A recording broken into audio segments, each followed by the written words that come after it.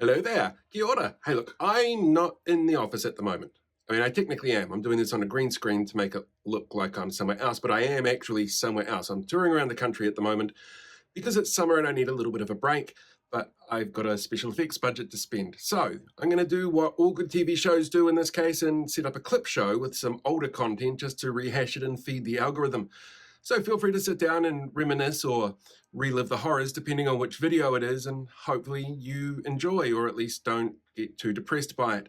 And if you see me floating around, feel free to say hi. Recommend a good place for finding a bacon and egg pie. That's my mission, I think, for this particular journey, is to find the best bacon and egg pie in at least the North Island.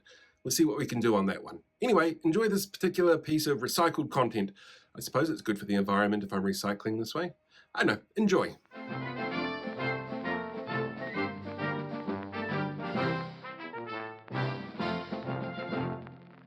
Hello there.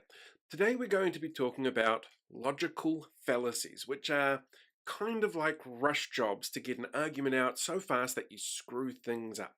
And we're going to go over some of the more common ones. But before we do that, don't forget to like, share, subscribe, tell other people about what's going on. I don't know, make a donation to your nearest charity, whatever makes you feel good, just share the love, because this is probably going to be the last one of these for the year. It's been a long year, I need a break. But before that, logical fallacies. Which are very similar to cognitive bias, but not quite the same.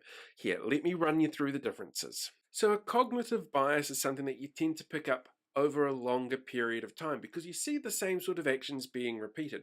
You know, it's constantly, I'm going to pick that person first for this game of rugby, or I'm going to watch this program before I watch that program. And over a period of time, you start to notice that bias appearing. Logical fallacies are completely different in that they're instant, they're like in your face. Maybe not quite so in your face, but they're done relatively quickly. And while a period of time will show you a bias from them, it's the now that we tend to see where those logical fallacies come in.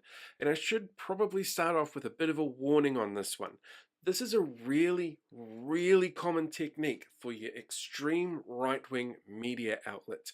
Everything from Fox through to Counterspin, they do this on purpose to get people riled up and angry because they're essentially bad faith arguments. And because of that, they're now everywhere, which is one of the reasons why the world feels kind of shit, because they're everywhere. So just be warned, if you don't deal with this kind of thing well, if you're triggered easily by this kind of angry sort of commentary, which is going to be in here, now might be a good time just to hit that skip button and go find something nice to do. It's a beautiful day, go out, do some gardening. Let me tell you about a little experiment I ran on what is commonly called 8chan, Twitter. Here is the tweet, and it's actually pointing out a couple of really specific things in there. First of all, I hope you can follow it, because someone told me that they couldn't, and I'm a terrible writer because of it. 280 characters, there's only so much that you can do. However, it does really specifically reference a couple of things in there, and that's on purpose, to try and get a bit of a rise from these snowflakes on the right wing who get upset about everything. So that's why there is a mention of, let's just call him the German Chancellor from the 1930s, but there's also other things referenced in there as well, like the choice specifically to not get vaccinated and the outcomes to that, which people were told in advance what they were, but that still made them feel like they were segregated and taking part in apartheid. They weren't. Look it up. Fucking idiots. Anyway, let's check out how this did, whether or not a little bit of bait worked and got in some people looking at this. Oh boy. Might have got away on me a little bit more than I expected it to, but that gives us heaps of opportunities to look at the different sort of logical fallacies that come up, because there's like 15 of them, and I've got an example of almost all of them thanks to this.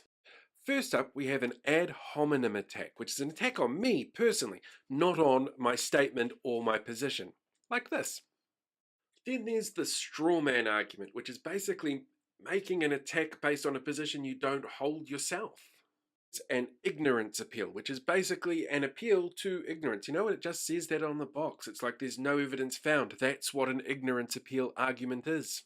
And there's the false dilemma, offering like two choices, because you've got to pick one, when there's multiple options out there. This is really common when it comes to right-wing media. One that's really common for right-wing media is this, the slippery slope, because this could lead to that. Then there's this circular argument, which is basically it goes nowhere because it can't, and that's why it goes nowhere, if that makes sense. And there's this, the hasty generalization, which is basically overstating everything, working on assumptions, and completely fucking it all up as you go along. Then there's the one about the dead cat that appeared in the clip just a few seconds ago. Did you pick up on that? Why were you paying attention to that and not this? Is this some kind of red herring? Well, if I am, then you are too. It's actually called the hypocrisy argument. This one's called the false cause, which is the correlation does not equal causation argument, or does it? Could do. That led to this, but it doesn't. Then there's the sunk cause argument, which is basically, I am so far in over my fucking head, the only thing I can do is keep on going and hope like how nobody realizes I fucked this up. Then there's the appeal to authority, which is basically them telling you, you've got to take their word at it. You don't need evidence. Trust them. They know what they're talking about. Oh, and then there's equivocation, where it's not necessarily lying, but I just didn't tell you exactly what was going on. Oh, and then there's the appeal to pity, where don't you feel so dumb for having said that? Poor wee little thing. Oh, it's all right. You'll know better for next time. And finally, all aboard the bandwagon, which is pretty much what it says on the box, other than the fact it's not really a wagon and there's no bands involved, but it's everybody jumping on because they should, because everyone else is jumping on. They're all going in relatively the same direction. But there's no real wagon involved anymore. So each of those 15 logical fallacies that were just given also have examples attached to them that are taken from the original tweet. These are actual responses real people thought they should put down and share with the public in a town square environment that's generally infested with trolls these days. So you can see how these fallacies work in real time. Now the big problem here is that they are fallacies. They are failings in logic, which you don't necessarily pick up at the time that you put the word out or that you respond, because you're generally doing it quite quickly, which is what our difference is between a fallacy and a cognitive bias. So how do you go about fixing logical fallacies like this? This is where the problem actually comes in. You see, a logical fallacy is usually designed because it is a vastly run bad faith argument to stop conversation. So the way to start conversation and to get something meaningful out of it is basically to talk, which the internet is not a very good space for. As you are well aware, you can block users you don't want to deal with, which creates your own little bubble. Keeping that conversation going, though, you end up digging in and you start causing more issues because you don't want to admit that you're wrong. The internet is not a good place for fixing these particular problems. And unfortunately, that's where we do most of our communicating these days. So the way to stop logical fallacies online is to get offline. And that's a really big ask and not going to happen anytime soon. Because no matter how often you sit there and go, well, look, you're wrong because of this and this and this, or you're right because of this and this and this and this, people just aren't going to listen because it's the internet. But at least you tried, I guess.